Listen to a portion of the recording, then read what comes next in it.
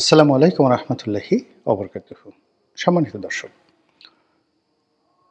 ICT কোর্টে শেখ হাসিনার বিরুদ্ধে যে রায় হলো, এই রায় আওয়ামী লীগের মনে কতটা ভয় ধরাতে পেরেছে, কিংবা শেখ হাসিনা নিজে ব্যক্তিগতভাবে কতটা ভীত সন্ত্রস্ত হয়ে পড়েছেন। তার পরিবারে যারা সদস্য রয়েছেন, তার সন্তান সন্ততি থেকে শুরু করে শেখ পরিবারের অন্যান্য যারা সদস্য রয়েছেন, তারাই বা এই মুহূর্তে কেমন আচরণ করছেন, এই বিষয়গুলো নিয়ে আলোচনা করব। এবং একই সঙ্গে এই আইসিটি কোর্টে যে রায় হলো এবং আগামীতে যে বিচারগুলো চলছে, এটি আওয়ামী লীগের রাজনীতিতে কতটা গুরুত্ব বহন করে, কিংবা আওয়ামী লীগের রাজনীতির পথে কতটা বাধা তৈরি করে, এগুলো নিয়ে সংক্ষেপে আলোচনা করব। আপনারা সবাই জানেন যে এই মামলাগুলো, এগুলিকে বলা হয় রাজনৈতিক মামলা। তো আমাদের দেশে রাজনৈতিক মামলার ক্ষেত্রে কেবলমাত্র যে মামলাগুলো মার্শাল ল কোর্ট, সেই মার্শাল ল কোর্টে যারা সাজাপ্রাপ্ত হয়েছেন তাদের পরিণতি ভোগ করতে হয়েছে। এর বাইরে এই আইসিটি কোর্টে কেবলই মাত্র শেখ হাসিনার জামানাতে, তাও তিনি সফল হয়েছেন দীর্ঘকাল ক্ষমতায় থাকার কারণে। অন্যথায় যদি স্বাভাবিক প্রক্রিয়াতে তিনি যেভাবে বিচার শুরু করেছিলেন, যুদ্ধাপরাধীদের বিচার, তো ওটা যদি স্বাভাবিক গতিতে চলতো, স্বাভাবিক গতিতে চলেছে, কিন্তু যদি রাজনীতিটা স্বাভাবিক গতিতে চলতো, সেক্ষেত্রে ২০১৪ সনের যে নির্বাচন, সেই নির্বাচনে আওয়ামী লীগ ক্ষমতায় আসতো না। ক্ষমতায় আসতো বিএনপি। আর ক্ষমতায় যদি বিএনপি আসতো, তাহলে চিন্তা করুন যে ২০১৪ সন পর্যন্ত কারোরই কিন্তু ফাঁসির আদেশ হয়নি। ফলে ওই সময়ের যে রাজনৈতিক যে মামলাগুলো হয়েছিল, সেই মামলাগুলো থেকে জামাতের সব নেতারা মুক্তি লাভ করতেন। আবার ২০১৯ সনে বা ২০১৮ সনে যে নির্বাচনটা হলো, সেই নির্বাচনে আওয়ামী লীগ আবার ক্ষমতায় আসতো বিএনপির পরিবর্তে। এর কারণ হলো আমাদের দেশের যে ট্রেডিশন, একবার আওয়ামী লীগ একবার বিএনপি, এটাই একটা স্বাভাবিক প্রক্রিয়া। তখন তারা আবার সেই মামলাগুলো পুনরুজ্জীবিত করার চেষ্টা করত, কিন্তু ৫ বছরের মধ্যে তারা স্বাভাবিক প্রক্রিয়াতে তারা এইভাবে সাজা দিতে পারত না। তো এই জিনিসগুলো, অর্থাৎ আইসিটি মামলাতে জামাত নেতাদের যে ফাঁসি হয়েছে, বিএনপি নেতাদের যে ফাঁসি হয়েছে, এটার একমাত্র কারণ হলো ১৪ থেকে ২৪ পর্যন্ত টানা ১০টি বছর শেখ হাসিনা যে নিজ হাতে ক্ষমতাগুলো পরিচালনা করতে পেরেছেন, এর ফলে সেই তার জামানাতে যে রাজনৈতিক মামলাগুলো, সেই মামলাগুলোতে একটা নতুন ইতিহাস তৈরি করেছে।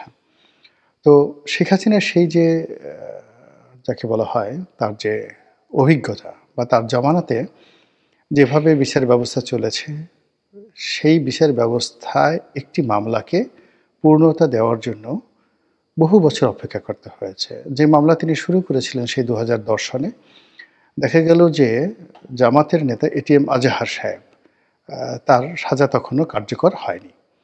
তো এমনকি এই যে ধরুন মৃত্যুদণ্ডপ্রাপ্ত আসামি ছিলেন লুৎফুজ্জামান বাবর, কিংবা আরও কয়েকজন যারা ছিলেন ২১শে আগস্টের গ্রেনেড হামলা মামলাতে, আব্দুল সালাম পিন্টু, সাবেক মন্ত্রী।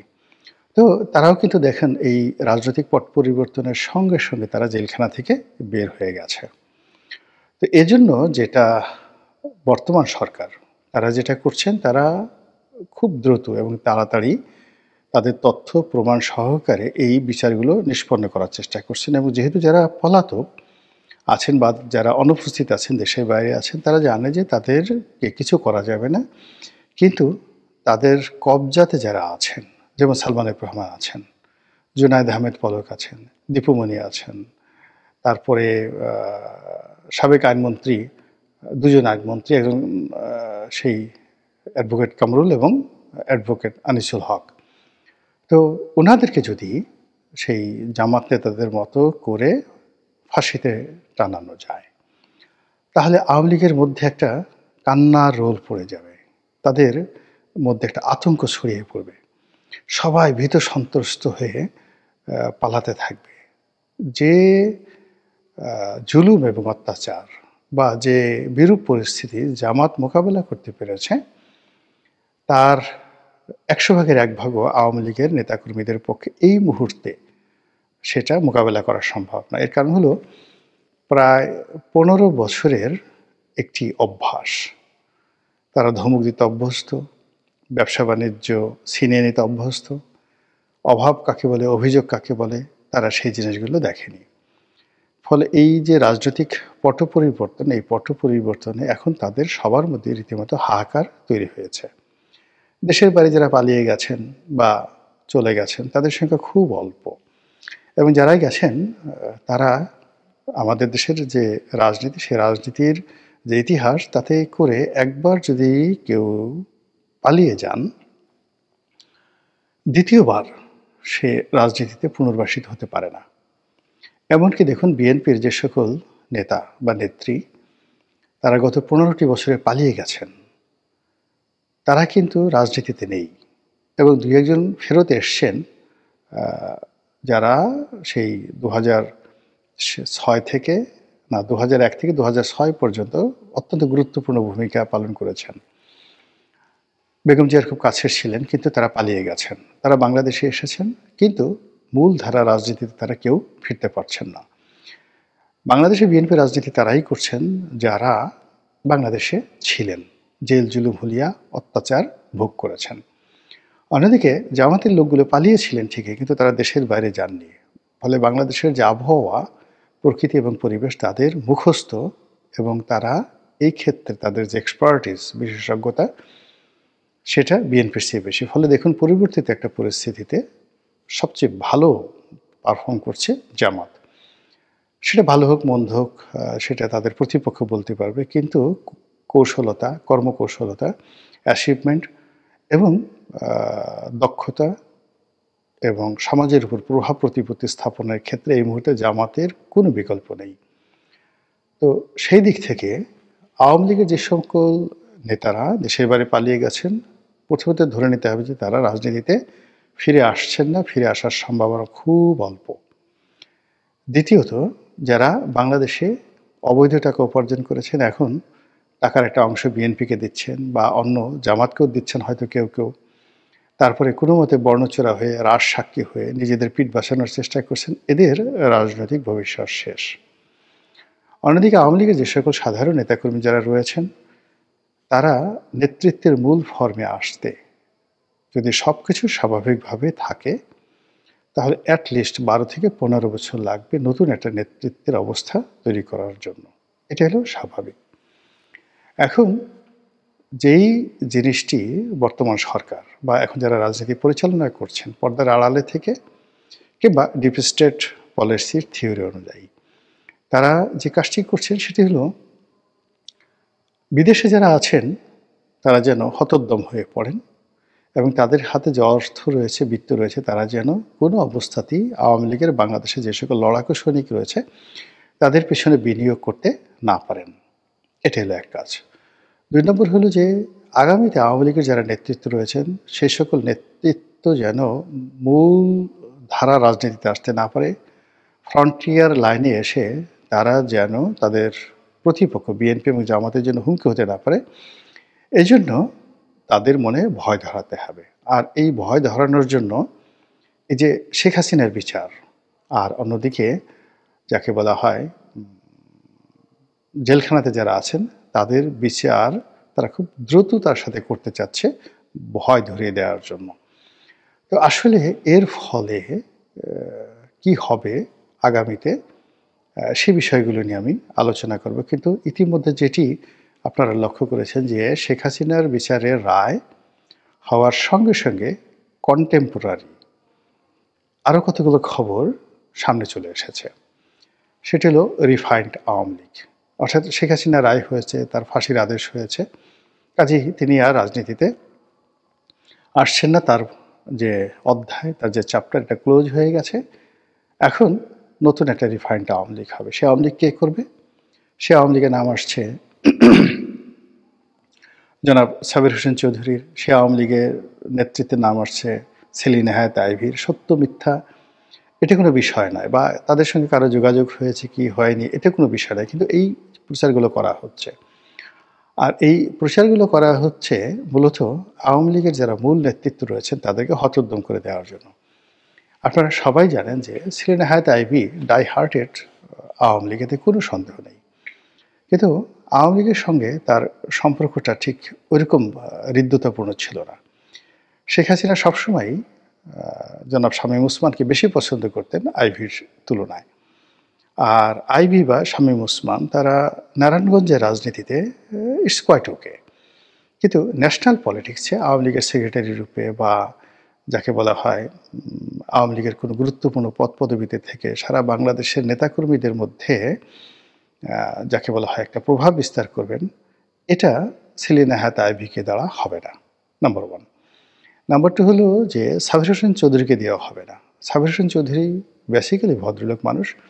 তার জন্য সবচেয়ে উত্তম যেটা ছিল, তিনি যদি স্পোর্টস মিনিস্টার হতেন, তিনি যদি বন পরিবেশ মন্ত্রী যেটা ছিলেন সেটাকে পূর্ণ মাত্রায় কাজ করতে পারতেন, এবং তিনি যদি ফরেন মিনিস্টার হতেন, পররাষ্ট্রমন্ত্রী হতেন, তাহলে তিনি সবচেয়ে ভালো করতেন। এমনকি স্পিকার হিসেবে তিনি ভালো করতেন, রাষ্ট্রপতি হিসেবে তিনি ভালো করতেন। কিন্তু তার যে বডি কনস্ট্রাকশন এবং তার সঙ্গে সঙ্গে তার বয়স কিন্তু একেবারে তিনি নেহায়েত কচি খোকা নন, তার যথেষ্ট বয়স হয়েছে। তো মাঠে রাজনীতি তিনি আসলে কখনো করেননি। শেখ হাসিনা তাকে পিক করেছেন এলিট সোসাইটি থেকে। অর্থাৎ একটা সময় আওয়ামী লীগের মধ্যে ধনাঢ্য ব্যক্তিদের অভাব ছিল। শিক্ষিত এবং সম্ভ্রান্ত পরিবার থেকে এসে কেউ আওয়ামী লীগের রাজনীতি করবে, এই কথাটা আসলে লোকজন বিশ্বাস করত না। এই জন্য আওয়ামী লীগ সেই 1991 সনের পর থেকে ধনীদের মধ্য থেকে, উচ্চ বংশীয় লোকজনের মধ্য থেকে, সেনাবাহিনীর কর্মকর্তাদের মধ্য থেকে, আমলা কামলাদের মধ্য থেকে আস্তে আস্তে তারা কিন্তু রিক্রুট করতে থাকে।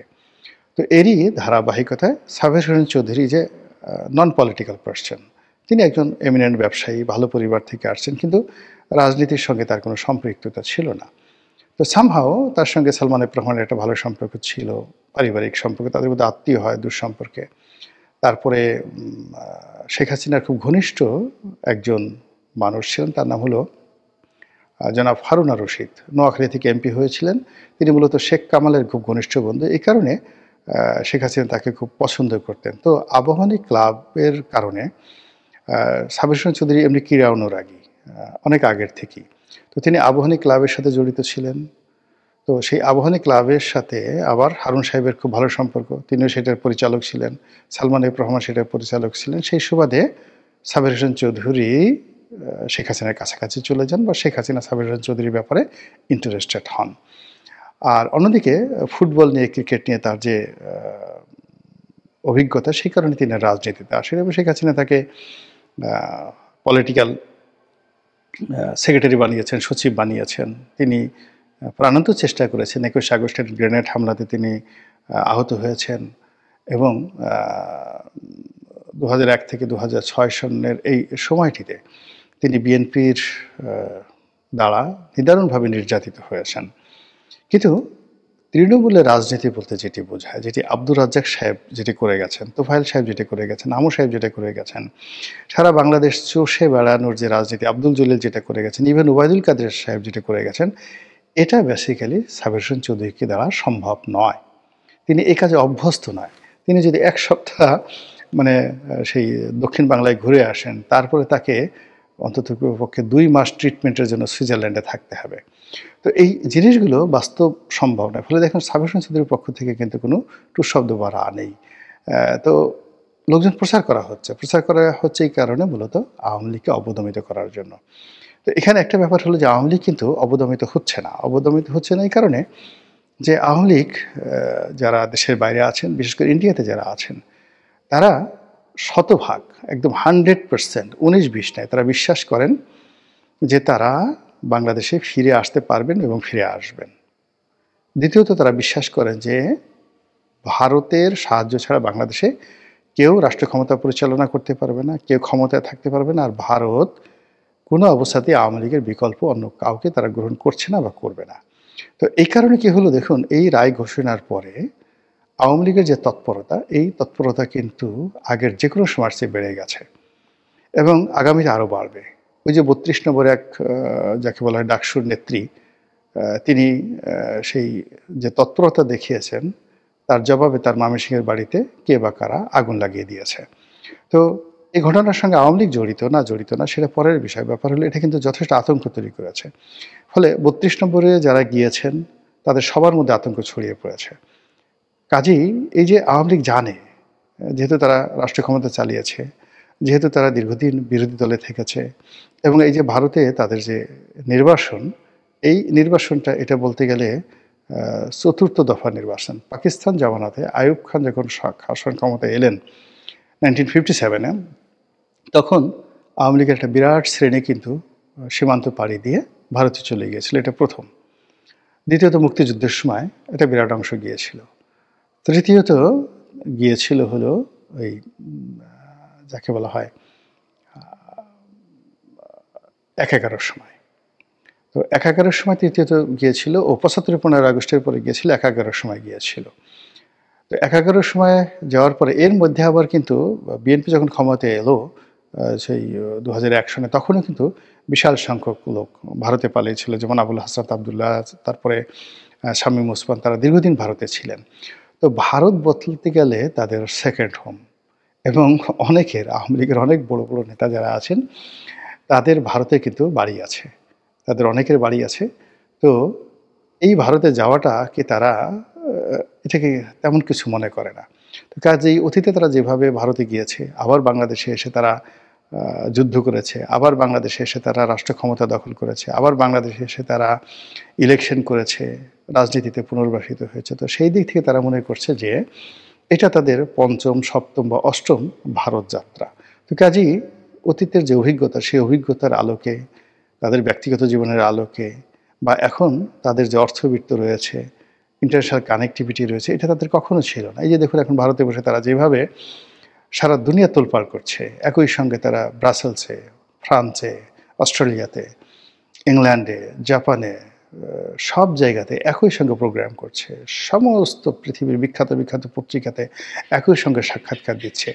এটি চারটিখানি বিষয় নয়। ফলে সরকার যেভাবে এই আইসিটি মামলা বা আইসিটির বিচার কার্য বা রায়, এটাকে অতীতে যেভাবে সরকারগুলো ব্যবহার করেছে যে কোনো মামলাকে রাজনৈতিক কর্তৃপক্ষকে দমন করার জন্য, সেটা বোধহয় এইবার বুমেরাং হয়ে যাচ্ছে। এবং এই বুমেরাং হওয়ার প্রেক্ষাপটে আওয়ামী লীগ আরও অধিক শক্তিমত্তা নিয়ে, আরও অধিক জেদ নিয়ে তারা যে কর্মকাণ্ডগুলো করছে, সেই কর্মকাণ্ডগুলো এখন সামাল দেওয়াটাই সরকারের জন্য কঠিন হয়ে যাচ্ছে। মহান আল্লাহ আমাদের সবাইকে হেদায়েত দান করুন এবং হেফাজত করুন। আসসালামু আলাইকুম রহমতুল্লাহি ওয়া বারাকাতুহু।